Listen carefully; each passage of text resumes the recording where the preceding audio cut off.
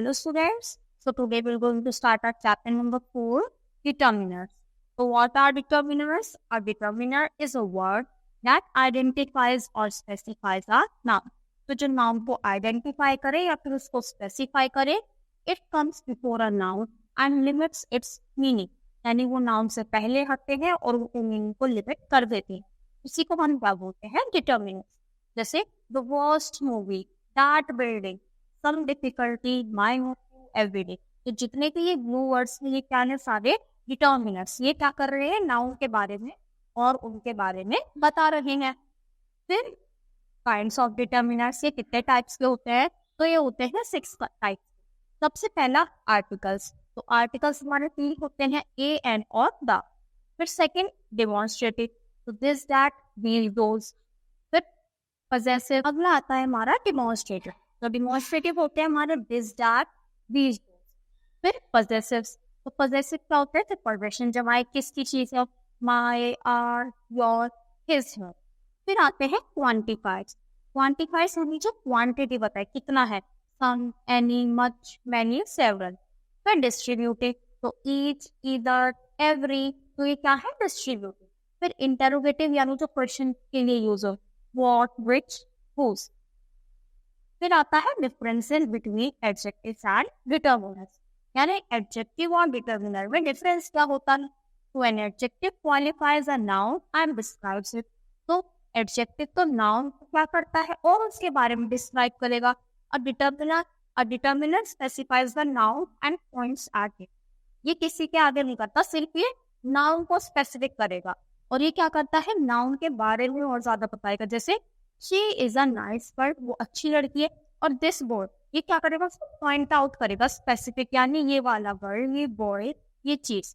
तो ये डिफरेंस होता है एडजेक्टिव और डिटर्मिनर्स में. यानी adjective tells some special quality, noun की कोई स्पेशल क्वालिटी बताएगा और ये बताएगा कि कौन सा नाउन है, यानी उसको स्पेसिफिक करेगा. The form of an adjective can change. जो फॉर्म है एडजेक्टिव की वो सेम हो सकती है, पर डिटर्मिनेंट्स क्या होते हैं? सेम रहेंगे. जैसे वीक, वीकर, वीकेस्ट, पर इसमें एनी आया है तो सबके लिए एनी ही होगा. मैनी है तो मैनी भी रहेगा. तो इनकी फॉर्म चेंज हो सकती है और इनकी नहीं हो सकती. The position of an adjective is before a noun और as complement of a noun. और इनकी क्या होती है? ये तो नाउन से पहले होगी और इनको कॉम्प्लीमेंट करेंगे. और ये हमेशा नाउन से पहले ही आएगी. उनकी पोजीशन फिक्स्ड होगी. जैसे एन इंटरेस्टिंग बुक और द बुक इज इंटरेस्टिंग. तो जो क्या होती है? स्टेटमेंट होती है, उसके अकॉर्डिंग एडजेक्टिव्स आ सकते हैं. और जो डिटर्मिनर्स है वो हमेशा पहले ही आएंगे.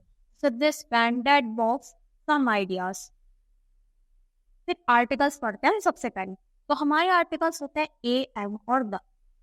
इनको हम बोलते हैं इंडेफिनिट आर्टिकल्स और इनको बोलते हैं डेफिनिट आर्टिकल्स. तो ये बताया गया है, इंडेफिनिट में ए और एन आता है और डेफिनिट में हमारा द आता है. This is the boy who helped the old man. ये वही है, यानी स्पेसिफिक जब हम कर देते हैं किसी चीज को तो क्या बन जाता है? डेफिनेट होगा, यानी द आर्टिकल का यूज होगा. This is the story that my sister told me. ये वही स्टोरी है जो मेरी सिस्टर ने मुझे बताई थी. ए का यूज कहाँ पे होता है? ए का यूज कहाँ हुआ? किसी की कॉन्सोनेंट साउंड से पहले. और एन का यूज होता है किसी की वॉवल साउंड से. तो rules for the use of indefinite article. Indefinite articles यानी ए और एन को हमें कहाँ का यूज करना है? तो ये हमेशा सिंगुलर और काउंटेबल नाउन्स के साथ आएंगे. काउंटेबल यानी जो हम काउंट कर सकते हैं, और सिंगुलर जो सिंगल होती है. तो ए किसके पहले आएगा? बिफोर अ बिगनिंग, यानी जो कॉन्सोनेंट से है उससे पहले आएगा. जैसे a cat, a dog, a cup. और वोवल किससे पहले आता है? With sound of E. जैसे अ यूनिवर्सिटी. तो ये स्टार्ट तो वोवल से हो रहा है, कुछ बच्चे एन लगा देंगे, पर साउंड किसकी आती है? इस वाले यूनिवर्सिटी में यू की साउंड नहीं आती, वाई और यू वाले साउंड आती है. तो यूनिवर्सिटी, यूनिट, तो ये वाई वाले साउंड आ गई, इसलिए इन सबसे पहले ए आया है. Before the word one which begins with the consonant sound W A.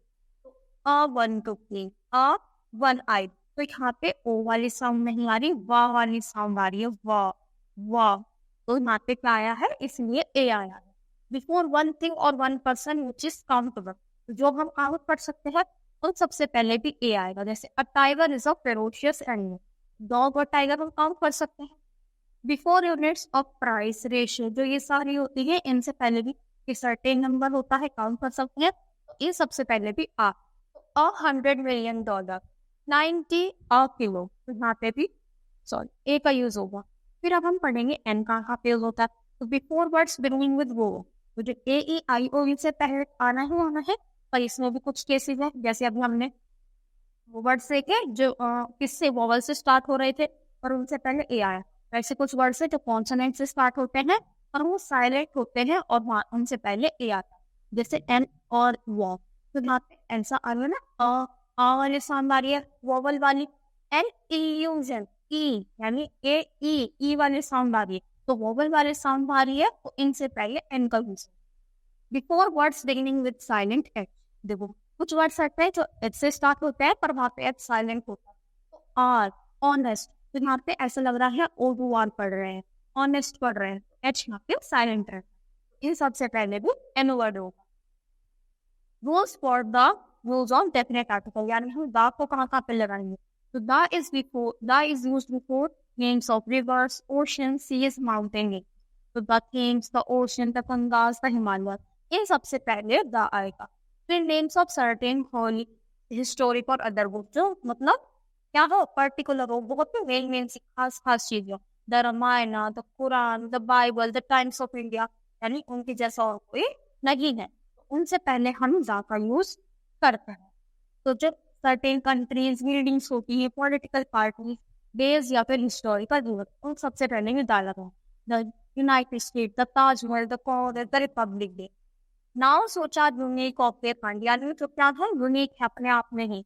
तो the sun gives us light, तो सन एक ही है और कोई भी हो सकता सी जैसा, तो उनसे हमें कन्वर्ट है लाइट। तो सन से पहले क्या यूज हुआ था, बिफोर द सुपरलेटिव डिग्री। तो अभी हम पढ़ाया हुआ है कि जो सुपरलेटिव डिग्री है वो सबसे बेस्ट होती है और उससे पहले हम दा का यूज करते हैं। When adjective is used as noun, और जब हम एडजेक्टिव को नाउन की तरह यूज करेंगे तब भी दा आएगा। तो we always stands by the we, तो यहाँ पे द वी हमने क्या करा, वी किसके लिए लगाया, पीपल के लिए लगाया, तो यहाँ पे क्या हुआ है द वर्ड। तो we use the with expressions, expression के साथ वो यूज करते हैं, जैसे on the other hand, speak the truth, to play the guitar, ये सबसे पहले भी हम द का यूज करें। फिर ओमिशन ऑफ आर्टिकल, यानी ओमिशन हम क्या कर देते हैं, ओमिट कर देते हैं, यानी कहीं कहीं पर हमें नहीं आर्टिकल लगा दी। अब हम पढ़ेंगे वो कौन कौन से केसेस हैं। तो बिफोर प्लूरल काउंटेबल नाउन्स, यानी जो प्लूरल है वो भी बहुत ज्यादा है और काउंटेबल जिसको हम काउंट कर सकते हैं। Gold is more expensive than silver, तो हमने देखो वहां पे द वर्ड नहीं लगाया, तो हमने स्किप कर दिया, यानी omit. Soap is really welcome in winter. Before abstract noun, तो जो एब्स्ट्रैक्ट नाउन होती है, एब्स्ट्रैक्ट क्या है, जिसको हम देख नहीं सकते, टच नहीं कर सकते, सिर्फ फील या इमेजिन कर सकते हैं। तो life is often difficult, he spoke honesty, तो यहाँ पे हम क्या करेंगे, आर्टिकल को ओमिट कर देंगे। Before the names of relations like father, mother, aunt, इन सबसे पहले भी हम आर्टिकल नहीं लगाए।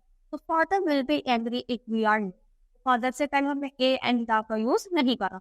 ऐसे have you met my aunt, क्या तुम मेरी आंट से मिले हो, यहाँ पे भी हमने क्या कर दिया, ओमिट कर दिया।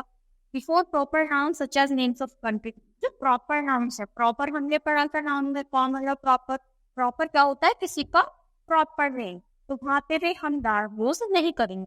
तो we live in the India नहीं लिखेंगे, we live in India. Let's go to Ooty, तो यहाँ पे हमने द लगाया। तो यहाँ जहाँ भी क्या हो, कोई भी लैंग्वेज माउंटेन के क्या हो प्रॉपर हो, यानी उनके जैसा कोई भी ना हो, तो वहां पे हम किसका यूज करते हैं, द का यूज नहीं करते। फिर in some fixed expression where a preposition is followed by a subject, we do not use the article, जैसे at home, in depth, in bed, at sunset. तो यहाँ पे हम क्या करेंगे, वहां पे भी आर्टिकल यूज नहीं करेंगे।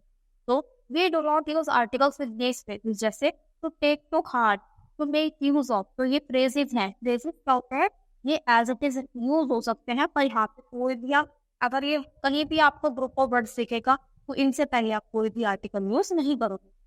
To be at fault, at first sight, to take interest in, from head to foot, to take place, to set aside, to take part in, to make use of, इन सब के साथ article नहीं आएगा। We do not use articles with the phrases given here either. तो जो ये phrases है इनके साथ भी नहीं आएगा.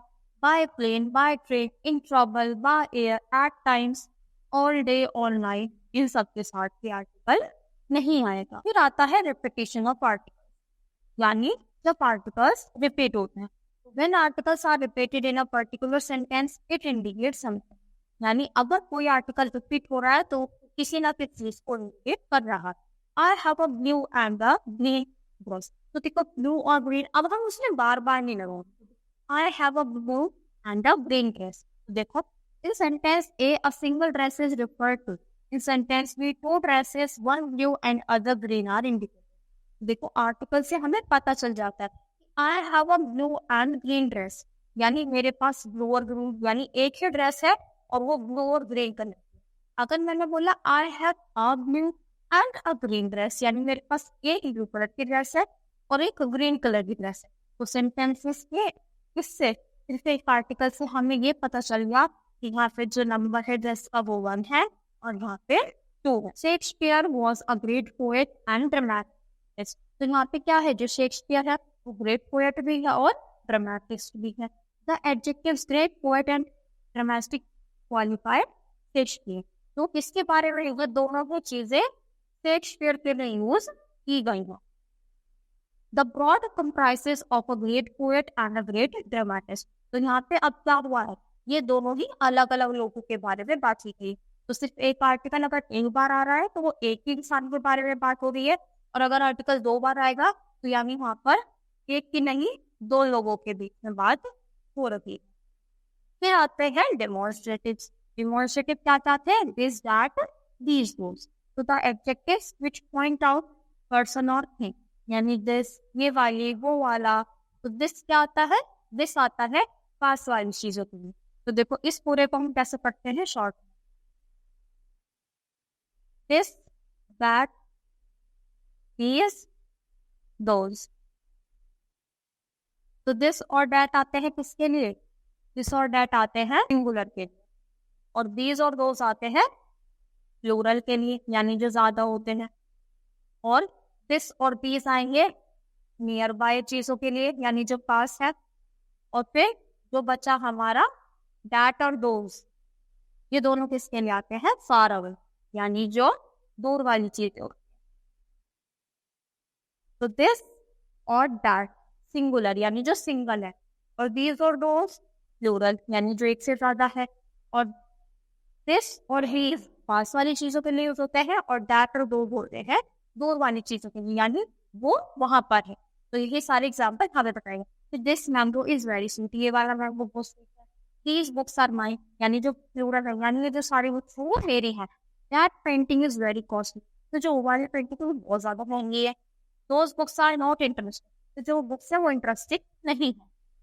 This and that may be used before uncountable noun also. जो अनकाउंटेबल नाउन होती है उनसे पहले भी दिस या दैट को हम यूज कर सकते हैं. तो दिस वाटर इज क्लीन, ये वाला पानी बिल्कुल साफ है. That cloud is floating away, तो वो वाला जो क्लाउड है वो क्या कर रहा है, फ्लोटिंग अवे, यानी फ्लोट कर. फिर आते हैं पजेसिव. पजेसिव भी हम पढ़ चुके हैं, यानी जो पोजेशन जमाए कि किसकी कोई चीज है. तो my, your, her, his, our, their, ये सारे क्या है पजेसिव एडजेक्टिव. तो student must listen to their teacher, यानी उन्हें अपने टीचर को सुनना चाहिए. She must complete her homework, उसे अपना होमवर्क टाइम पर फिनिश करना चाहिए. तो हर होमवर्क, देयर टीचर, तो पोजेशन जमा, यानी किससे बात हो रही है. Apostrophes is not with possessive adjective, और पजेसिव एडजेक्टिव के साथ अपोस्ट्रोफी नहीं आता. जैसे हम योर्स और देयर्स, तो इसको हम ऐसे नहीं लिखेंगे, ये क्या हो जाएगा गलत. तो यहाँ पे अपोस्ट्रोफी नहीं आता. तो देयर्स, हर्स, आर्स बिना अपोस्ट्रोफी के एज इट इज आएंगे. फिर आते हैं क्वांटिफायर्स. तो read the given sentences carefully. Many buses fly on this road. Some vendors have started selling goods near my house. She had to face a lot of problems. At a young age, I don't take much interest in privacy. तो ये सारे क्या है quantifiers. Quantity बता दे कि कोई चीज कितनी हो रही है, जैसे any, some, much, many, several, a lot of. Quantifier जो क्या होता है, नंबर बताता है, यानी कोई चीज कितनी हो रही है. वो सब किस में आ जाएंगे, क्वांटिफाइड में आएंगे, क्वांटिटी बतानी है। फिर एनी और सम का यूज कहाँ पे होता है, तो एनी का यूज कब होगा, यानी इनमें से कोई भी। एनी वर्ड का यूज होता है कोई भी के साथ, कोई। और सम का यूज होता है कुछ। लेकिन अगर सेंटेंस समझ नहीं आ रहा तो इसके मीनिंग से आप समझ सकते हो। जैसे there is some money in my pocket, यानी मेरे पास कुछ पैसे हैं। और do you have some money, या तुम्हारे पास कुछ पैसे हैं। और I don't have any money, यानी मेरे पास कोई भी, यानी कोई भी पैसा नहीं है। There isn't any water left, यानी पानी जो बकेट है उसमें थोड़ा सा भी पानी नहीं बचा है। तो ऐसे सेंस से भी बता सकते हो। और एक चीज और, जो एनी का यूज होता है वो किस में होता है, नेगेटिव सेंटेंसेस में, यानी कोई चीज नहीं होगी, मामूल खत्म होगी। तो एनी का यूज होता है नेगेटिव में, और सम का यूज होता है पॉजिटिव में। और कुछ और एनी करके भी तुम कर सकते हो। जैसे any is used to indicate that it does not matter which one और हु। तो I will wear any dress, जैसे अगर हम चॉइस करनी, या मैं कोई से भी ड्रेस पहन रही हूँ, वो वाली भी या ये वाली। फिर मच और मैनी, मच आता है कम के लिए और मैनी आता है बहुत सारे के लिए। दोनों आते तो वैसे ज्यादा के लिए ही हैं, पर कौन सा हमें कहाँ लगाना है। एक लगाते हैं हम काउंटेबल के साथ और एक लगाते हैं अनकाउंटेबल। तो मच डिनोट्स क्वांटिटी, मच क्या बताएगा, क्वांटिटी। और मैनी डिनोट करता है नंबर। तो much is used with the uncountable, तो जहां मच आएगा वो अनकाउंटेबल के साथ हो जाएगा, और मैनी आएगा काउंटेबल के साथ, यानी जिसको हम काउंट कर सकते हैं। तो मैनी गेस्ट, तो जितने भी गेस्ट आते हैं उनको काउंट कर सकते हैं फंक्शन में। तो देयर इज मच टाइम, अब टाइम तो हम काउंट कर सकते हैं। तो much time to begin dinner, तो मच आएगा अनकाउंटेबल के साथ और मैनी आएगा काउंटेबल के साथ। फिर लिटिल और फ्यू, तो लिटिल और few shows scarcity and are almost negative in meaning. दोनों नेगेटिव रूल के यूज होते हैं। तो there was little hope for him to clear the exam, बहुत ही कम होप थी कि वो जो एग्जामिनेशन है उसको क्लियर कर देगा। There were few buyers for that old building, बहुत ही कम लोग थे जो उस ओल्ड बिल्डिंग को खरीदना चाहते। फिर आता है लिटिल, आ लिटिल दानी, ऐसे ही फ्यू, आ फ्यू और द फ्यू। तो आ फ्यू और आ लिटिल का मतलब क्या होता है, स्मॉल अमाउंट, यानी आ फ्यू क्या होगा, मतलब थोड़ा सा होगा। A little knowledge is very dangerous, and वो तुमको कम नॉलेज है तो वो तुम्हारे लिए डेंजरस साबित हो सकती है। I have read a few books on this topic, इस टॉपिक पर मैंने कुछ बुक्स पढ़ी है, यानी बिल्कुल ना तो बिल्कुल खत्म और ना ही बिल्कुल ज्यादा, यानी बीच का, यानी तुम्हें 50-50 थोड़ा थोड़ा उसके बारे में पता है। और द लिटिल और द फ्यू कब होंगे, I spend the little time money I earned. The few people who came to listen the speech were disappointed. तो यानी क्या होता है, relative clause in which that may be omitted. तो the little होता है ज्यादा, a little थोड़ा थोड़ा, और the little और the few होता है ज्यादा के लिए। और जो few और little पर खाली अगर सिंगल यूज हो रहे हैं तो वो होता है बिल्कुल ना के बराबर, यानी बिल्कुल भी नहीं है।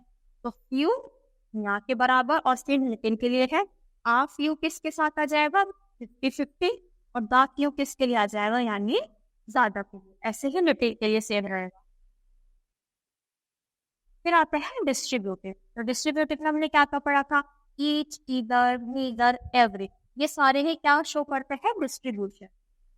ईदर और नीदर, ईदर किसके लिए होता है, या तो ये या वो, और नीदर ना तो इसमें से ये वाला ना ही वाला। तो एन आ गया तो एन से समझ कर ना, ना तो ये ना ये, और ईदर दो में से कोई भी एक। ईदर यू प्ले और स्टडी, ईदर के साथ हमेशा और आएगा, और नीदर के साथ हमेशा नॉर आता है। या तो तुम खेलो या तुम पढ़ाई करो। Neither you nor he could leave the class, neither of team answer in the class, यानी किसी भी क्लास में से किसी भी बच्चे ने आंसर नहीं करा। Either calendar can be kept on the table, यानी ईदर यानी सारे कैलेंडर किस पे रखने हैं, कोई भी तो कैलेंडर हो गया तो उनसे कोई सा भी कैलेंडर तुम टेबल पे रखो। और नीदर यानी कोई भी नहीं, नीदर नॉट यू, ना तो उन्होंने ना तुम दोनों में से किसी ने भी, he could not leave the class, class को लीव नहीं कर सकते। फिर ईच और every, each means a number of person और थिंग्स कंसिडर्ड इंडिविजुअली, यानी ईच उनमें से कोई भी, और एवरी होता है यानी सारे के साथ। ईच मतलब हर एक, each member of the team participated enthusiastically, यानी हर एक मेंबर ने जो था टीम का, हर एक मेंबर ने इसे पार्टिसिपेट किया और एवरी क्या होता है, सारे के सारे। Every child received a reward from his या हर परफॉर्मेंस। एवरी मतलब सबके साथ, और ईच मतलब कोई भी एक।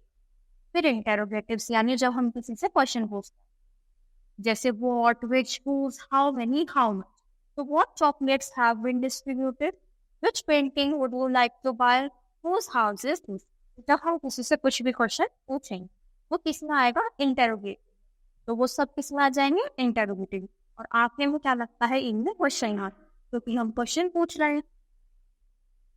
तो इसी के साथ ये चैप्टर यहीं पर फिनिश होता है। आई होप आपको अच्छे से समझ में आएगा। तो that's all for today, thank you.